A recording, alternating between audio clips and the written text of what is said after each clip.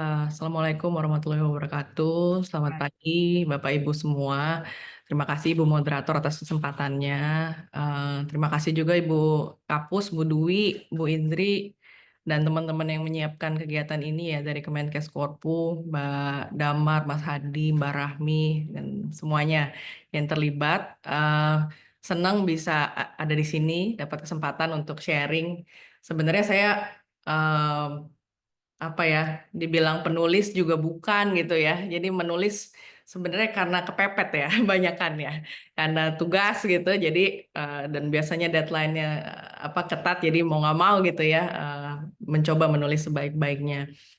Em, Seperti mungkin sambutan tadi pagi ya, saya dengar ya Bu Dwi disampaikan bahwa if you want to change the world, lift your pen gitu ya.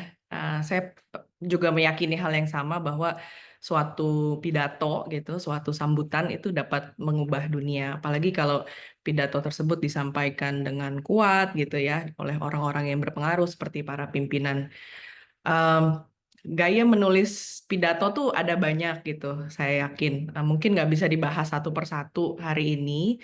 Jadi mungkin izinkan saya sharing yang saya tahu aja gitu ya, atau yang pengalaman saya gitu sebagai satu contoh dari banyak apa gaya menulis pidato yang ada. Mungkin sedikit sharing ya, sebelum saya mulai paparan. Jadi tahun lalu itu saat saya mendampingi pimpinan Pak Menteri Budi Sadikin ke Laos, waktu itu untuk acara ASEAN Health Ministers Meeting ya. Jadi waktu itu kita secara khusus Pak Menkes gitu ya, dan secara umum saya pikir tim Kemenkes gitu, itu mendapatkan apresiasi beberapa kali lah dalam beberapa kesempatan speech-nya Pak Menteri gitu. Apresiasi dari para Menkes negara-negara tetangga. Em, Satu apresiasi yang saya masih ingat gitu dan yang mungkin saya akan bawakan hari ini itu dari Pak Menkes Filipina, namanya Pak Teodoro Herbosa. Dia bilang gini dalam bahasa Inggris ya, "Wow, Pak Budi, your speech is like a magic trick. It has the pledge, the turn, and the prestige." Waktu saya dengar saya nggak ngerti apa tuh maksudnya ya gitu ya. Magic trick, pledge, turn, prestige, saya sampai Google gitu ya, apa maksud si Bapak ini. Nah mungkin itu yang mau saya share, jadi saya izin share screen ya. Apakah layar saya kelihatan? Kelihatan Ibu. Aman ya? Hmm. Ya, jadi ini judul paparan saya ya, Magic Trick for Speech Writing. Ini karena nyontek Pak Menkes Filipina. Jadi dia bilang, oh ini saya kasih video dikit ya, berapa detik doang. Mungkin Bapak Ibu pasti udah familiar juga lah dengan sulap-sulap koin gitu ya. Ada koin, kemudian ada trik tangannya di mana, terus hilang, terus muncul lagi gitu koinnya. Nah ini kalau, ini kan cepat banget gitu ya sulapnya ya. Cuma kalau kita perhatikan pelan-pelan, sebenarnya sulapnya itu ada tiga bagian. Pertama koin yang biasa, terus koinnya hilang, terus koinnya muncul lagi. Nah, eh, saya baru ngerti yang dimaksud si Pak Menkes Teodoro Herbosa itu. Ups, gimana cara next ya? Ah, bahwa ternyata ada film gitu ya. Filmnya namanya The Prestige. Itu tahun 2006. Mungkin nanti weekend bisa nonton gitu ya. Itu di situ bercerita tentang every great magic trick consists of three acts. Acts yang pertama adalah the pledge. Kalau dalam bahasa Indonesia janji gitu ya. Si magiciannya, tukang sulapnya tunjukin sesuatu yang biasa gitu. Oh, koin doang gitu. Atau kadang-kadang pakai kartu atau pakai burung gitu ya. Ada koin gitu. Itu eh, bagian pertama, pledge. Kemudian masuk bagian kedua yang disebut the turn. Si pesulap ini mengubah dari yang biasa, dia twist jadi sesuatu yang luar biasa. Dalam hal ini, tadi koin yang tadinya biasa aja gitu, kemudian ditwist jadi hilang gitu kan. Saya bukan mau ngajarin sulap ya, cuma mau kasih lihat aja teknik yang mereka pakai. Kemudian ternyata hilang aja nggak cukup gitu ya pesulap ini. Making something disappear isn't enough. You have to bring it back. Dia munculin lagi si apa koinnya. Jadi sebenarnya belajar dari sulap nih, sebenarnya sebuah pidato itu bisa pakai trik yang sama. Saya coba satu persatu ya. Jadi the pledge atau janji gitu ya, kalau dalam bahasa Indonesia. Kalau di sulap yang tadi ya, dia kasih lihat sesuatu yang biasa, koin gitu. Itu untuk set expectation. Oh, nggak ada apa-apa kok, koin doang gitu ya. Dia setting expectation. Nah, tapi di speech kita biasa mengenal tadi udah ada beberapa kali disebut juga gitu ya. Kita buka dengan suatu hook gitu, sesuatu yang membuat orang mulai tertarik. Apa sih maksudnya gitu? Apa nih gitu? Ada yang draws people in, dan ini penting banget. Kadang-kadang kalau kita langsung masuk ke data gitu ya, ke informasi yang kaku begitu, orang udah bosen duluan gitu ya. Orang udah main HP aja gitu, mungkin ketika pidato dan seterusnya. Tapi open with a hook, sesuatu yang mungkin dalam 3 detik pertama orang, apa sih ini maksudnya? Apa nih? Menarik gitu ya. Jadi hook yang baik itu adalah hook yang atraktif. Menarik audiens itu untuk dengerin, untuk baca lebih jauh gitu. Dan juga yang kedua, hook yang baik tuh hook yang relevan, yang nyambung sama audiens, audiens bisa relate gitu sama yang diomongin oleh si orang yang pidato ini. Setidaknya buat saya dua itu yang menjadi kunci sebuah hook yang baik ya, atraktif dan relevan. Gimana cara cari hook yang bagus gitu? Nah, ini tips dari saya ya. Menurut saya sebelum kita Google gitu ya, buka Google atau buka ChatGPT, ini kadang-kadang kita terlalu cepat juga nih untuk terjun langsung googling atau langsung buka ChatGPT. Kalau saya bilang jangan buka dulu. Mulai dengan kertas kosong dulu. Mulai dengan kertas kosong, lalu bagi saya akan bertanya pada diri sendiri, apa sih yang saya tahu tentang topik ini?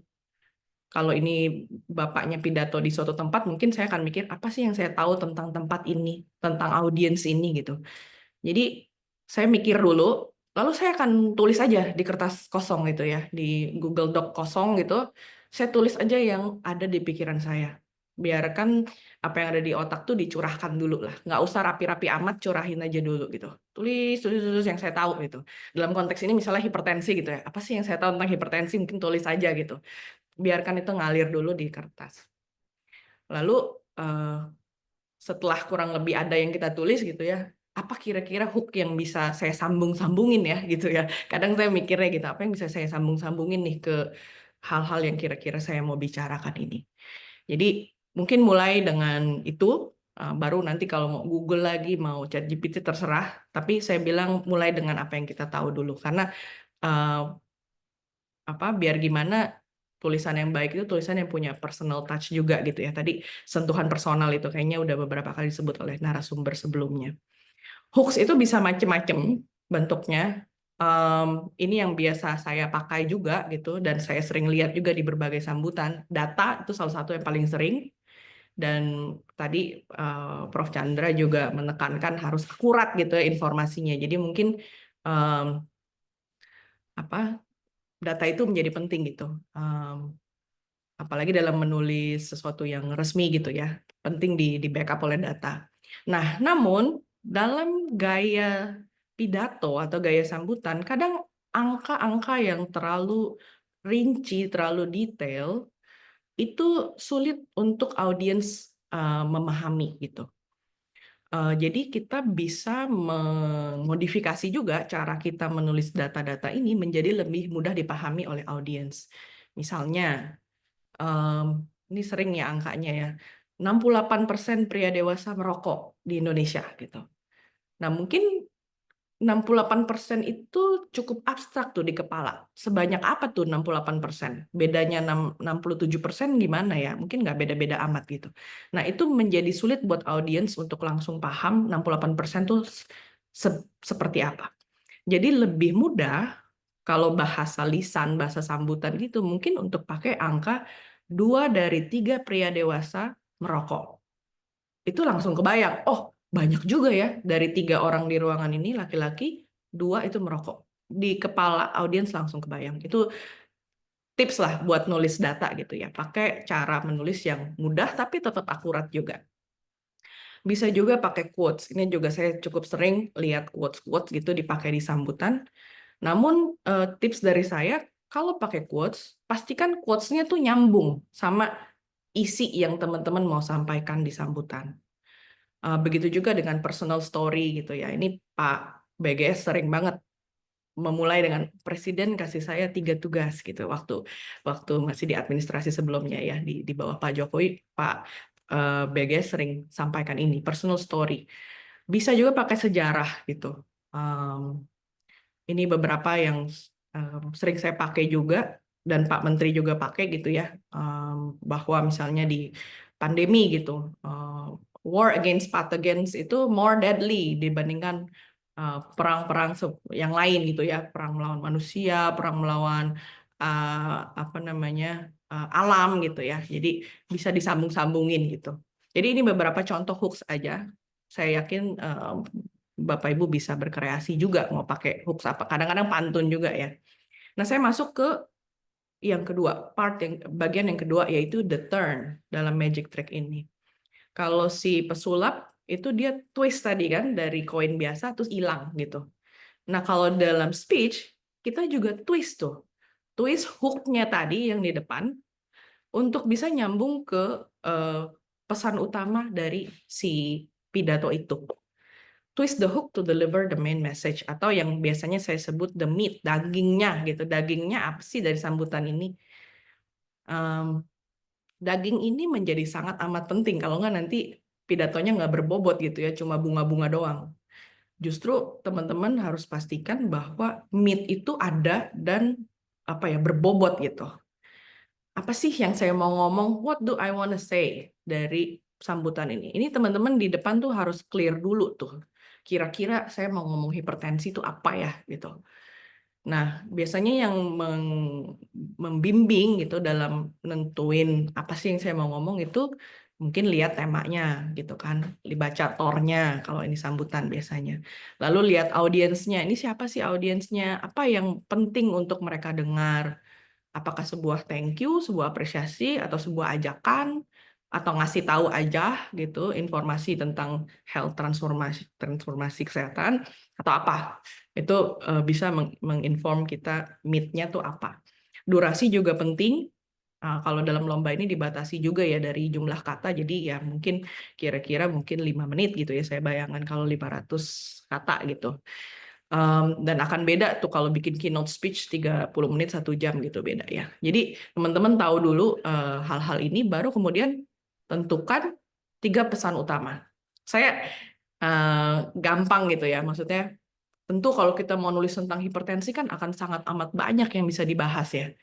Tapi dalam tulisan yang terbatas, space yang terbatas, saran saya tentuin aja 3 pesan utama.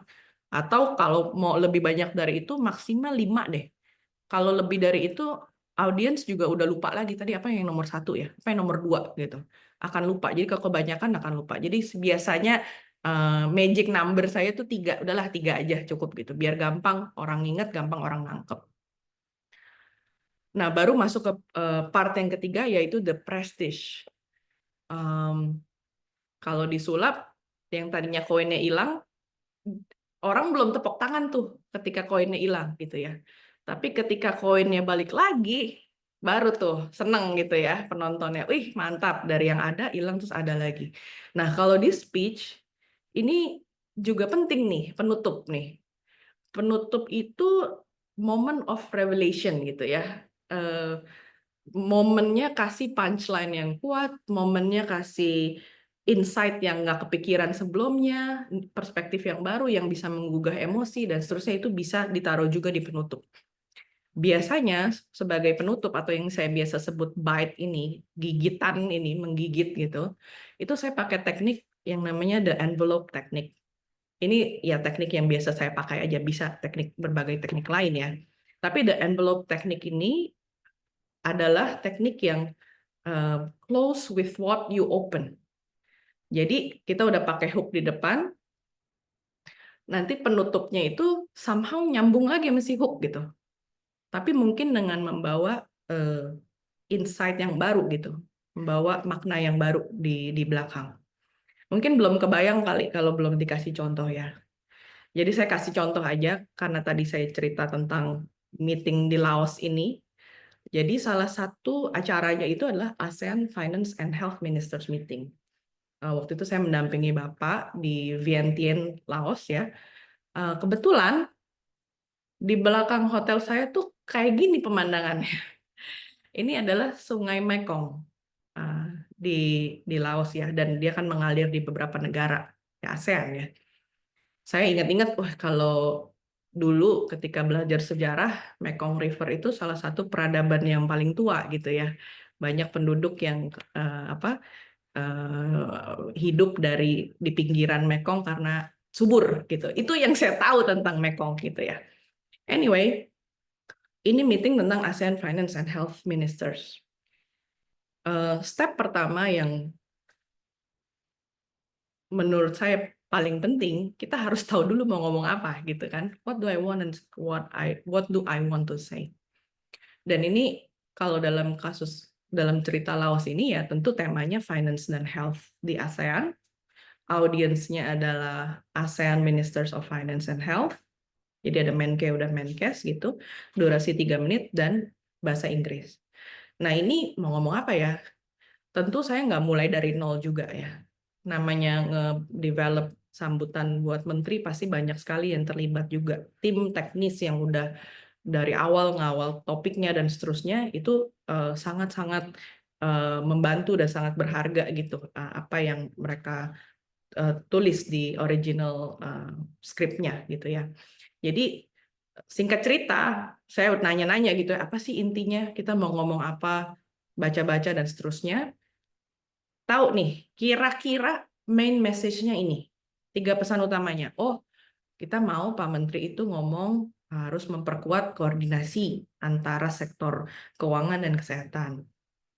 Terus kita mau yang kedua ngomongin fundingnya itu jangan fragmented di kesehatan, terlalu banyak pendanaan yang berbeda-beda. Kita coba streamline deh sumbernya dan alirannya gitu ya. Yang ketiga masih berkaitan dengan duit juga, waktu itu momennya adalah replenishment WHO gitu ya, mulai dibicarakan dan kita mau sampaikan bahwa Indonesia support itu. Jadi kurang lebih tahu main message-nya. Oke, setelah tahu main message-nya, baru kita cari istilahnya bunga-bunganya gitu ya, buat delivery, biar delivery dari pidato ini kuat. Kalau kita cuma nyampein bahwa ya kita butuh memperkuat koordinasi, menyederhanakan funding, mendukung WHO, mungkin pesan itu nggak akan terlalu kuat nyampenya. Jadi kita perlu delivery yang baik biar itu nyampenya bagus. Jadi ini saya screenshot ya, pidato skrip pidatonya Pak Menteri dengan coretannya Bapak sendiri gitu ya. Jadi coretan beliau kita scan gitu untuk catatan. Ini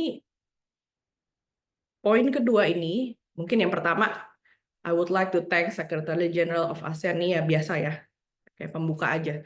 Nah, cuma yang saya maksudkan the pledge, tadi kalau magic trick itu the pledge, Pak Menteri membuka dengan this morning, I woke up to the beautiful view of the Mekong River and decided to go running 60 minutes running gitu ya along its peaceful river banks. Sebenarnya satu kalimat ini aja mungkin orang udah bingung gitu. Ini ngapain tiba-tiba ngomongin Sungai Mekong, tadi pagi bangun lari gitu ya. Itu udah menarik perhatian tuh. Kenapa nih Pak Budi tiba-tiba ngomong ini gitu. Jadi ada efek itunya, efek menggugah dan bikin orang tertarik. Kemudian lanjut, I learned that the Mekong River is the longest river in Southeast Asia, flowing through China and 5 ASEAN member states. Ini saya Google juga nih, Mekong River tuh dan di negara mana aja sih. Jadi yang saya mau kasih lihat, the pledge di sini, hook yang saya pakai tadi dari berbagai contoh yang bisa dipakai, saya pakai personal story. Personal story-nya Pak Menteri bangun pagi, mau lari gitu ya. Ordinary, biasa aja, tapi mulai set the expectation, mulai build fondasinya gitu ya. Dan relevan, hook-nya relevan dengan ASEAN audience. Jadi nyebutin bahwa ada Mekong River ngalir di Laos, Myanmar, Thailand, biar semuanya dengar, oh itu relate sama saya. Itu the pledge bagian pertama. Lalu masuk ke the twist, the turn gitu ya. Turn ini penting nih, dan kadang-kadang saya lihat banyak yang miss, banyak yang nggak pakai the turn ini di dalam sambutan. The turn ini sebenarnya adalah poin di mana kita nyambungin hook tadi sama isi tulisan, isi sambutan kita. Jadi dalam konteks ini, cerita Mekong tadi masih berlanjut. The Mekong, which translate to mothers of rivers, does not stand alone. Jadi mulai cerita soal sungai gitu kan lucu gitu kan, ngapain di meeting menteri ngomongin sungai gitu. Does not stand alone. Mulai cerita smaller streams join together, feed into it, making it a life source for millions of ASEAN people over thousands of years. Ini lagi-lagi berbasis dari pengetahuan saya yang terbatas ini tentang sejarah gitu ya. Ini coba ditulis di situ. Nah, di sini turn-nya nih dari poin 3 ke poin 4. The image is relevant to our discussion today, where two different streams, the health stream and the finance stream, are coming together, stronger than ever, joining forces to enhance the health and the prosperity of our ASEAN people, just like the Mekong River. Jadi ngelakuin turn-nya tuh, bahwa tadi tuh bukan nggak ada maksud tuh ngomongin lari, ngomongin sungai, tapi ada maksudnya, nyambung sama poin utamanya. Poin utamanya, oh belum. The turn ini, twisting hook to enter the main message. Saya pakai visualizing juga, jadi smaller streams join together, fit into it, making it a life source for million of ASEAN people. Itu membuat orang bisa bayangin gitu. Visualizing untuk build imagination, build suspension dari sambutan ini. Kemudian, tapi kok kepikiran sih, banyak yang nanya juga, kok kepikiran kamu gitu mau tiba-tiba bawa Mekong River gitu. Idenya dari mana? Kalau saya menelisik kembali idenya dari mana, idenya tuh sebenarnya dari main message-nya dulu. Kan tadi saya udah cerita tuh main message-nya soal koordinasi antara sektor kesehatan sama sektor keuangan gitu, ada stream-stream. Jadi mungkin saya mulai nyambung-nyambungin, mungkin sungai itu kan terhubung dari aliran-aliran lain yang lebih kecil. Jadi rada nyambung-nyambungin juga gitu untuk bisa masuk ke main message. Nah, baru masuk ke meat-nya. Meat-nya sama lah, strengthening coordination, streamlining finding, supporting WHO, yang saya udah tahu dari awal ketika diskusi sama tim teknis, research dan segala macam. Jadi ini meet-nya yang tadi itu kayak nganter untuk bisa meet-nya ini didengarkan dengan baik gitu. Jadi mau ini ada konten dapat disesuaikan dengan jalan diskusi karena kita sambil bikin sambil meetingnya berlangsung gitu. Jadi memang on the spot juga bikin speech ini ya. As we conclude, I would like to highlight 3 points. Kayak tadi ya, saya juga nggak mau banyak-banyak, udah 3 points saja that were discussed in this meeting. 1 soal koordinasi, 2 soal streamlining funding, dan 3 soal replenishment-nya WHO. Saya nggak perlu bacain satu-satu. Lalu saya mau masuk ke bagian terakhir, yaitu the prestige. The prestige-nya adalah, ini udah mulai masuk ke closing ya. Finally, I would like to thank Lau as chair of this meeting and congratulate Malaysia on your upcoming chairmanship. Nah, the prestige-nya ada di poin 10. Just as the multiple streams that feed into the Mekong River sustain millions of people, so do we, the health and finance streams from all ASEAN member states and Timor-Leste, come together to promote health and drive prosperity in our region. Jadi, cerita tentang si bapak lari di pinggir Mekong, Mekong itu ngalir di berbagai negara dan segala macam, mulai dikaitin lagi di closing gitu, bahwa kisah Mekong tadi tidak berhenti di awal gitu, tapi dia masih nyambung sampai akhir gitu ya. Poin 11 ini poin terakhirnya si Pak MK yang memang beliau sering omong gitu ya. Without money we cannot have healthy people, and without healthy people we cannot have wealthy country. Kayaknya dia edit gitu ya. Jadi the Prestige ini saya pakai envelope teknik, balik ke Mekong River, revealing insight dari hook-nya, nggak sia-sia, dan kasih powerful takeaways di bawah. Simpulannya, just like a magic trick, speech writing can consist of 3 acts, the pledge, the turn, and the prestige. Pledge itu hook, harus atraktif dan relevan. The turn itu di twist hook tadi untuk bisa nyampein ke meat, dan meat-nya itu 3 main message aja, atau kalau mau banyak, ya paling maksimal 5. Dan yang terakhir, the prestige, revelation dari insight, dan bisa pakai envelope teknik. Mungkin sekian dari saya kembalikan ke Ibu Moderator.